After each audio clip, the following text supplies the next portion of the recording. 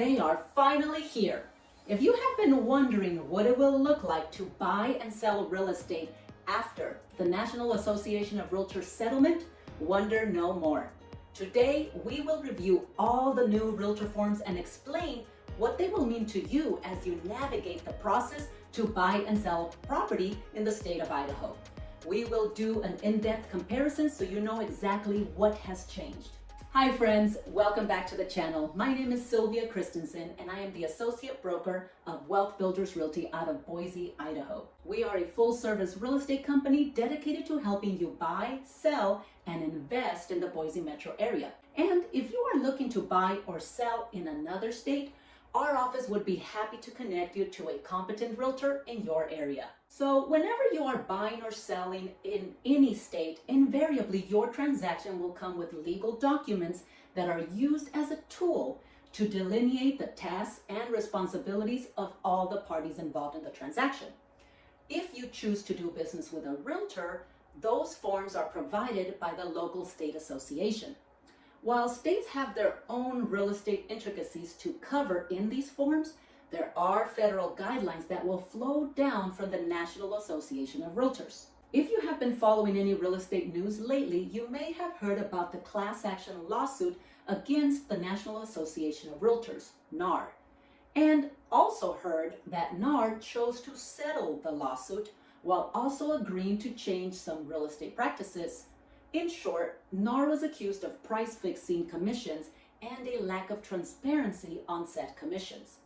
And part of the changes that NAR agreed to are reflected in the forms we will cover today. If you would like more information about the lawsuit, please check out this video.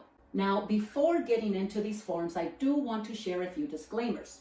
The following forms I will discuss are for the state of Idaho only. Every state has their own forms. Also, any numbers that I share for commission examples are just that, examples, and not an indication of what realtors would charge or even what my team would agree to. Also, the forms we will cover today do not represent all the forms you may encounter on any given transaction in Idaho. All right, with that, let's get into it. We will begin with the RE16, the Seller Representation Agreement. The RE16 is the form realtors use to establish a fiduciary duty to represent their client and determine the compensation for the real estate agents involved in the transaction. There is not much that was changed to the RE16. In fact, the only change can be summed up in one sentence and is found on line 42 of the new agreement. Compensation is not set by law and is fully negotiable. One of the accusations in the NAR lawsuit was price fixing. Claims were made that all realtors nationwide were charging a fixed commission. While I would never speak for any other realtor, several factors go into what they charge as well. Factors such as an agent's commission split with their brokerage. Yes, friends, we don't keep that full commission.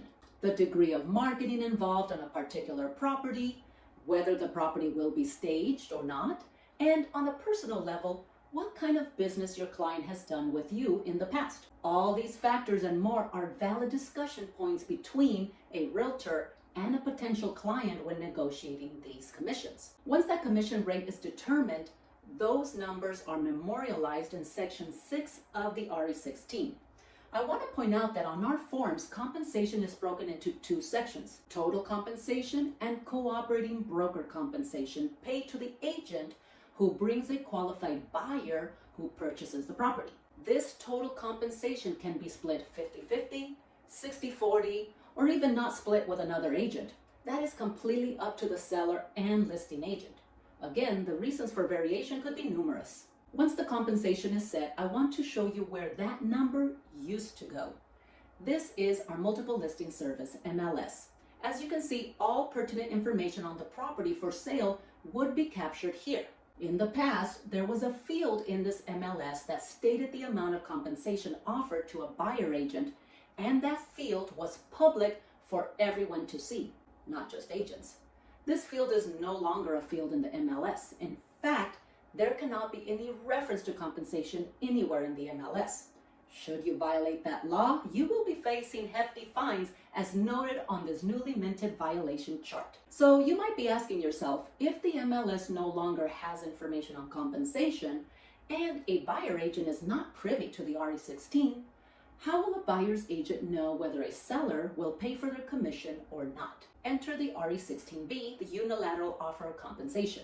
The RE16B is a new form, and its sole purpose is to let an agent know whether or not there is compensation offered by the seller. This form is only signed by the listing brokerage representing the seller. This is because of how the RE16 is written. Line 43 says seller agrees to pay broker, and then on line 48, may be shared with a cooperating brokerage.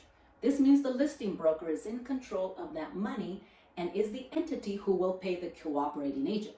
And the proof is that of that offer is captured in this RE16B.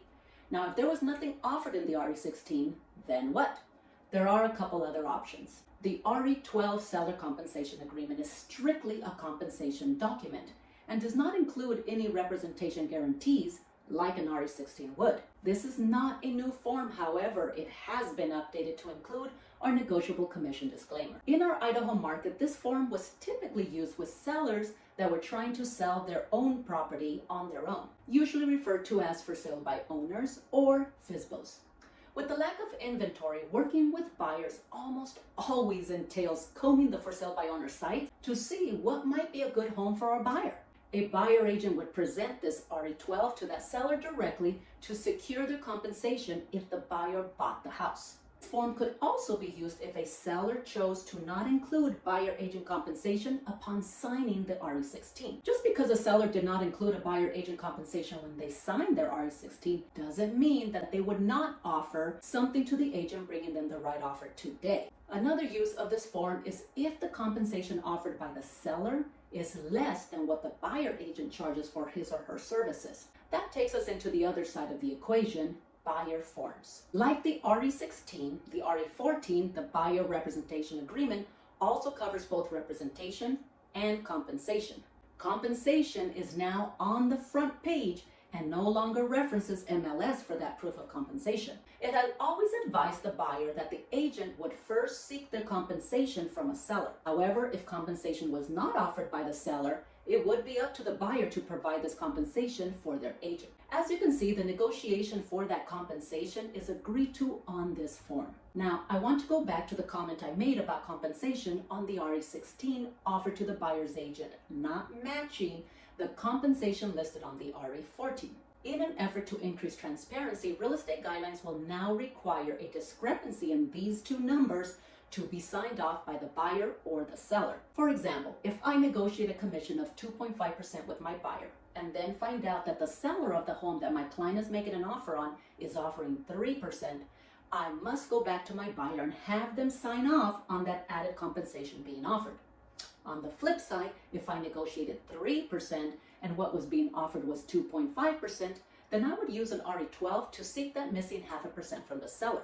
Now, there is one new option for compensation that is found on the RE21, the purchase and sale agreement. In the past, agents were discouraged from including compensation on this agreement since it was strictly an agreement between the seller and the buyers. Plus, compensation was always covered in the MLS. Both you and your buyer knew exactly what was being offered before even going out to see the property. If a conversation was needed on compensation, it was most likely covered before an offer. Although you can still call the agent and ask about seller compensation being offered, there might not be enough time, or the agent could say there isn't any. Before pinging the buyer for the compensation, a buyer's agent must adhere to the buyer representation agreement guidelines, which states that the buyer's agent will seek first the compensation from the seller. And now they can do that on this RE21 on page 6 of the contract. The first checkbox means the buyer's agent has been provided an RE16. The second box means the seller has signed an RE12 with the buyer's agent directly. The third checkbox is what an agent would be using to ensure he is paid by the listing side should they accept the offer. And the final box could mean that the buyer will be paying for their agent directly. Thus, compensation doesn't need to be addressed. There is one more form that was introduced, and that is the RE5 prior to showing agreement. Every agent must have this form signed by a prospective buyer before they can show them any property. And while it is not a representation agreement, it does provide for an agent to be paid for their time. Before this form, the only way to confirm compensation was through the RE14 as previously covered. But if your buyer was not comfortable with signing that exclusive agreement, an agent could either choose to move forward without it or let the buyer walk. Now they have this third option. The RE5 allows the agent to charge the buyer for their time if they are not ready to sign a representation agreement. The RE5 makes it clear that commissions are negotiable once that representation agreement is presented. All right, friends, I hope that this was helpful. As you can see, the industry is changing rapidly, and whenever there is change, there's always some disruption before things settle back down. Be patient with your fellow realtors as they navigate these new requirements and forms. If you have any questions, please feel free to reach out to us directly or leave a comment below. Thanks for watching, and don't forget to like and subscribe. Catch you on the next one.